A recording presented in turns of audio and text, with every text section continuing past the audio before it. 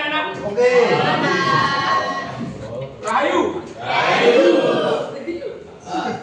Oke, sebelum kita memulai pelajaran, Bapak ingin cek. Coba perhatikan samping kiri, kanan, depan, muka belakang. Ada sampah nggak? Ada. Oke, bersihkan dulu sebelum kita mulai pelajaran.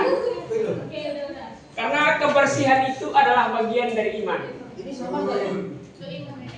Sudah? Gak ada lagi? Oke, sekarang Bapak akan tanya lebih lanjut. Apa kabar kalian hari ini? Baik. Sehat? Siap. Sudah bersyukur? Sudah. Alhamdulillah.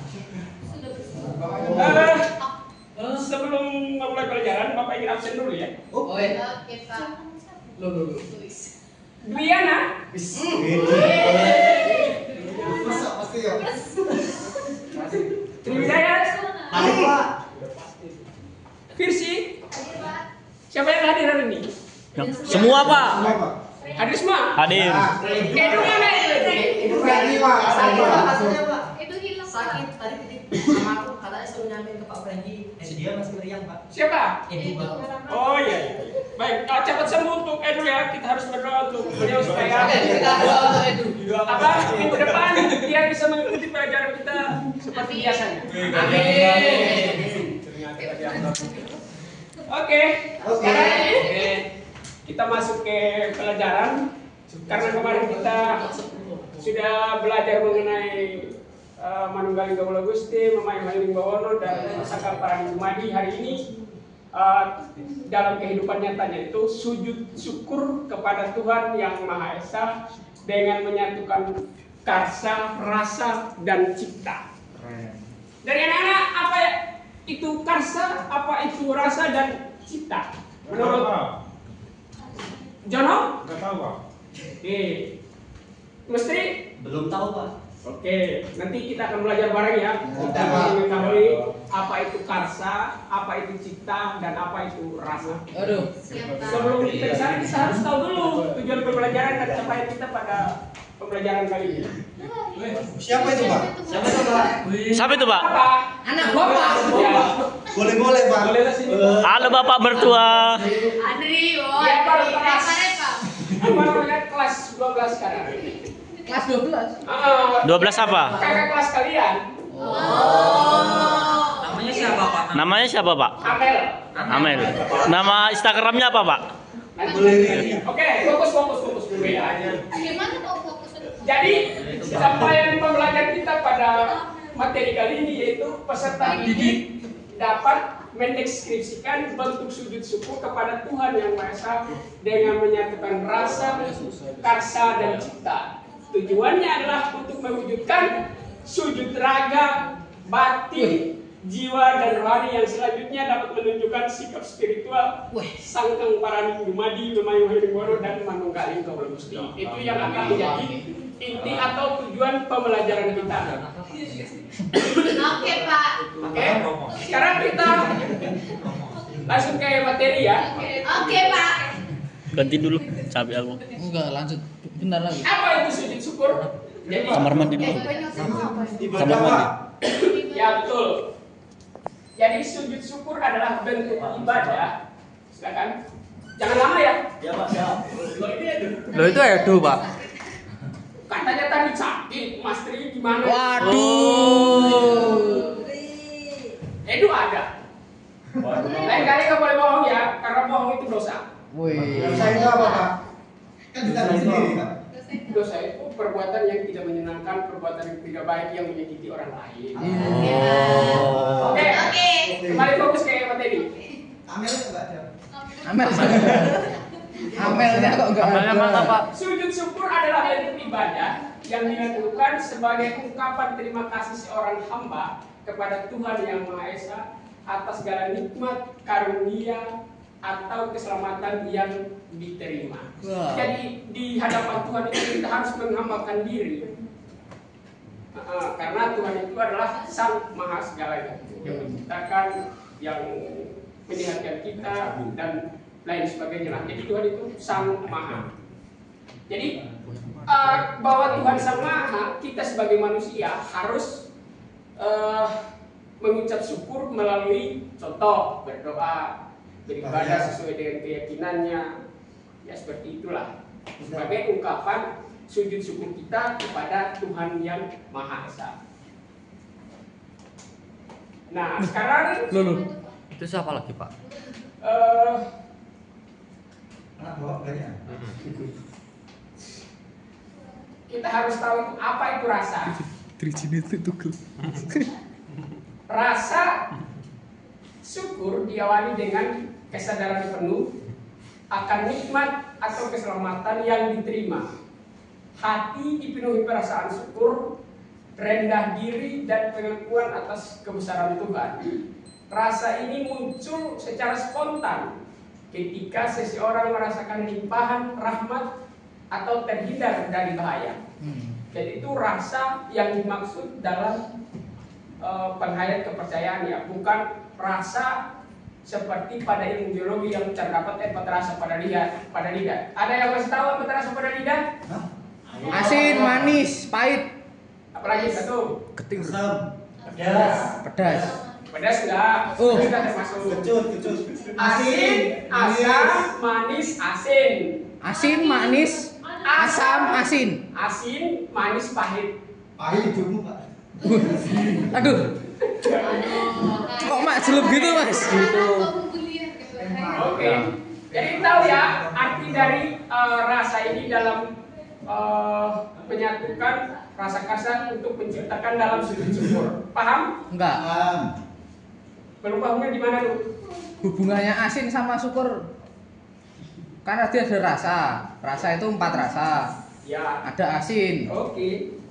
Dengar penjelasan Kalau Bapak. itu keasinan apakah harus bersyukur, Pak? Nah, Dengar penjelasan Bapak baik-baik. Makanya ini murid-murid karena kurang perhatian tadi penjelasan Bapak. oh, Karena Amel. Ya, rasa yang dimaksud dalam perspektif kepercayaan itu seperti ini. Sujud syukur diawali dengan kesadaran penuh akan nikmat atau keselamatan yang diterima. Hati dipenuhi perasaan syukur, rendah diri dan pengakuan. Yang Bapak maksud itu tadi mau membedakan antara rasa dalam hal tersebut dengan rasa dalam ilmu biologi yang terdapat empat rasa pada lidah.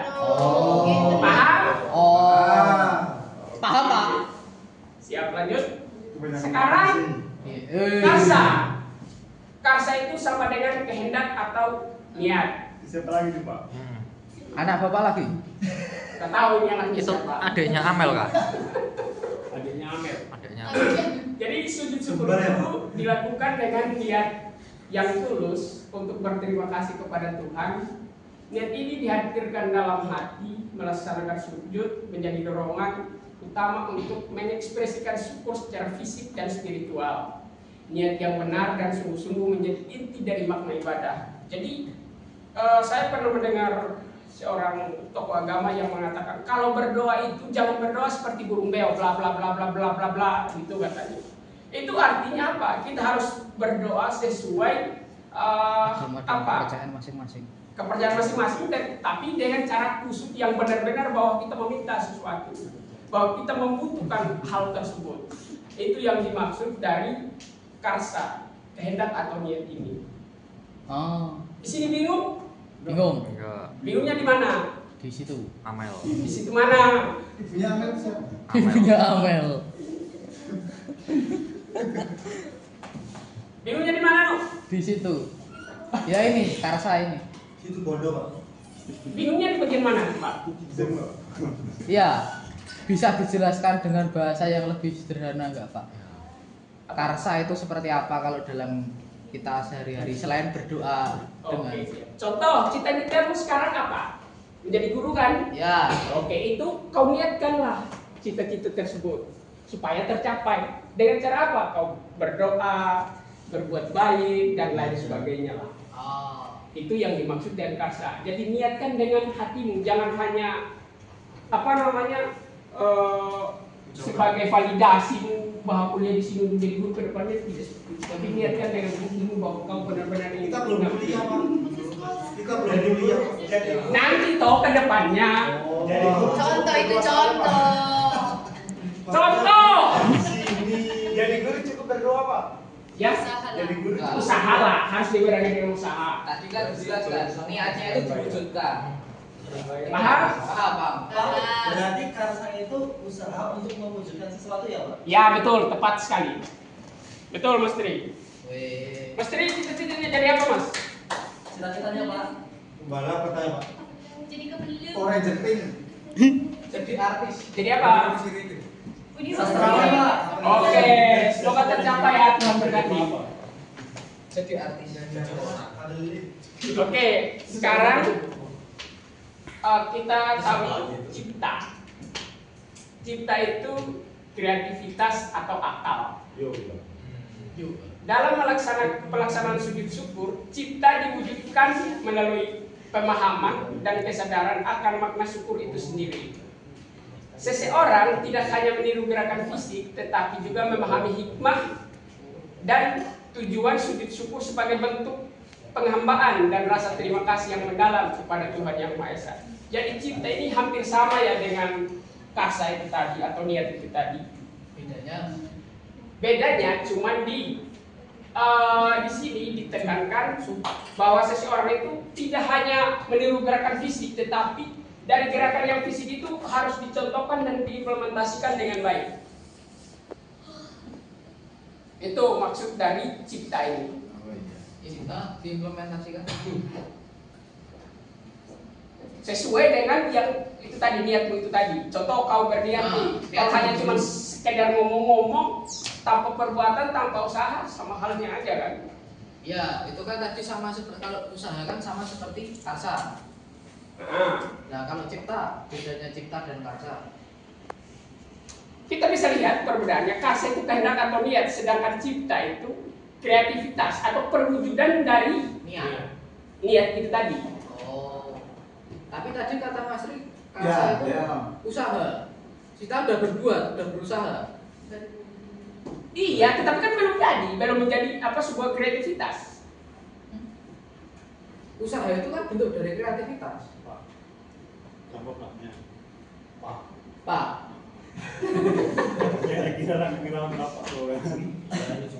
Oke, Mas Ri apa? Kenapa tunjukkan Mas Ri? Tidak, Pak. Katamu gini barusan. Pegang tangan itu, Pak. Hah? Pegang tangan itu. Minta dipegang tangan itu. Diam, silent please. Silent, kita lanjut. Kita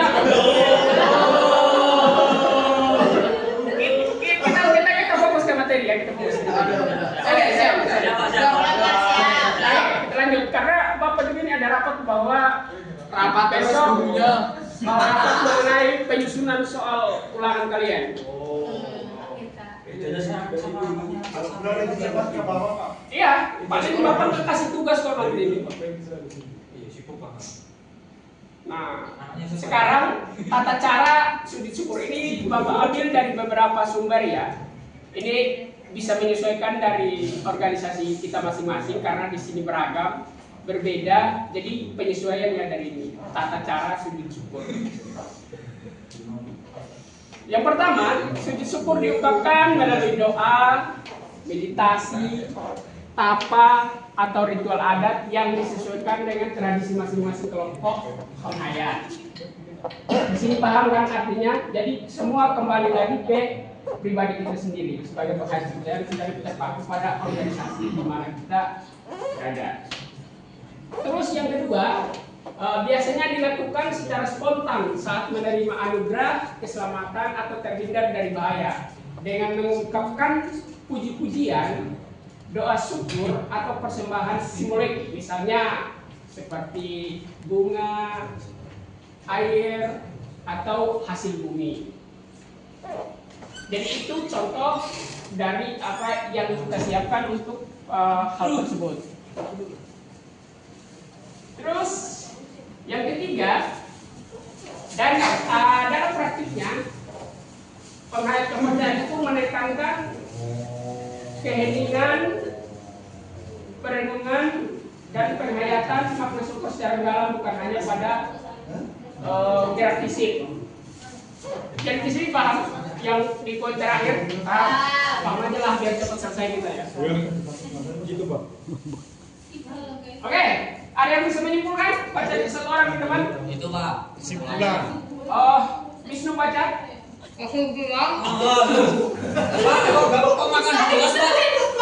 Pak, makan Pak, makan Pak. Pak, Hukum. Ini nggak apa-apa namanya lapar. Nggak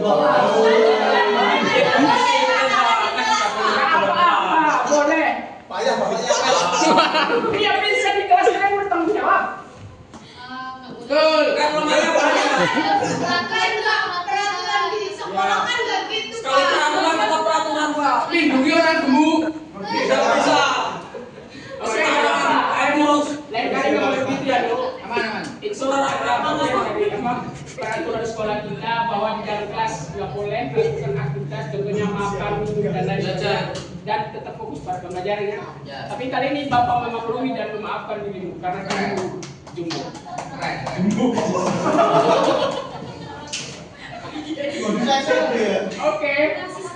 Oke. Jadi sekarang apa? Silakan Wisnu membaca kesimpulan materi kita pada hari ini. Gak harus maju kan Pak? Nggak harus maju dari situ aja. Majulah, Pak. Bukan apa itu. Nggak boleh begitu kakinya lo. Sombong itu. Sopan lah. Yang sopan itu sama gurunya Sopan.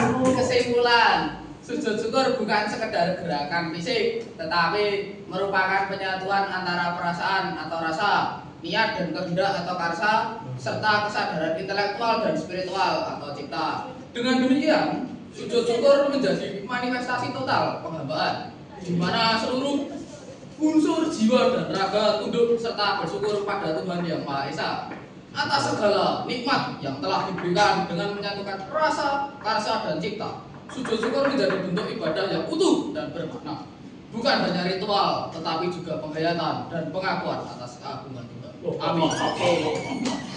Jadi itu merupakan kesimpulan dari pembelajaran kita pada hari ini ya. Ya. Jadi Pak. saya mohon peserta didik itu harus mampu menyatukan antara ketiga ini, rasanya, karsanya, dan ciptanya. Jika itu sudah terbentuk dalam kepribadian kalian masing-masing, otomatis apa yang kalian niatkan, apa yang kalian cita-citakan itu akan tercapai. Amin. Ya, Pak. Jadi sebelum Bapak akhiri, Cerita.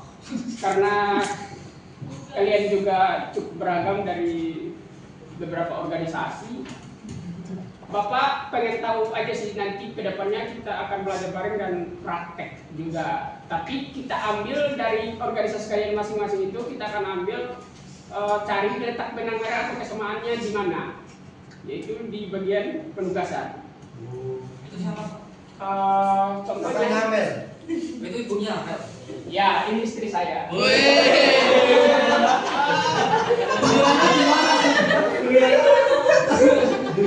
Iya, karena apa? Saya cemburuan orang. Waktu Pak. Oke, kan contoh tata cara sujud syukur berdoa dalam umum dari organisasi atau paguyuban Paguyuban masing-masing. Jadi paham tugasnya kan? Paham. Jadi ini nanti kita implementasikan dalam bentuk apa namanya? Bukan langsung prakteknya. Contoh kalau dari semuanya itu satu menjadi apa yang disebut meditasi, ya udah kita meditasi bareng, kita akan undang pemandu ahlinya seperti itu.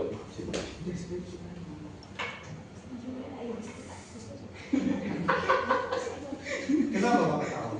Ini semua ngobrol sendiri yo. Bersama siapa dia?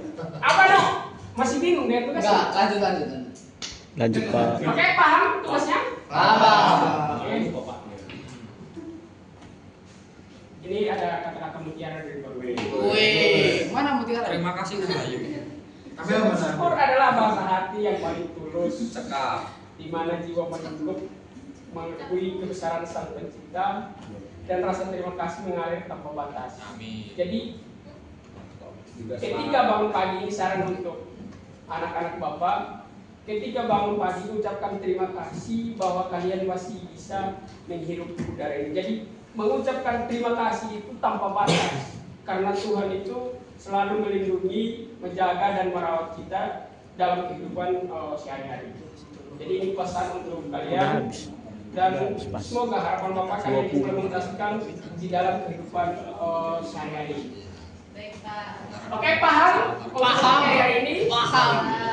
Jadi karena Bapak juga Rapat. ada rapat, jadi Bapak akhiri. Semoga pertemuan kali ini membawa manfaat untuk kita semuanya, dan Bapak juga mohon maaf apabila ada tutur kata yang tidak menyenangkan ketika penyampaian materi ini, karena Bapak adalah manusia bukan nabi. Boy, Pak, yang masang dasinya siapa, Pak?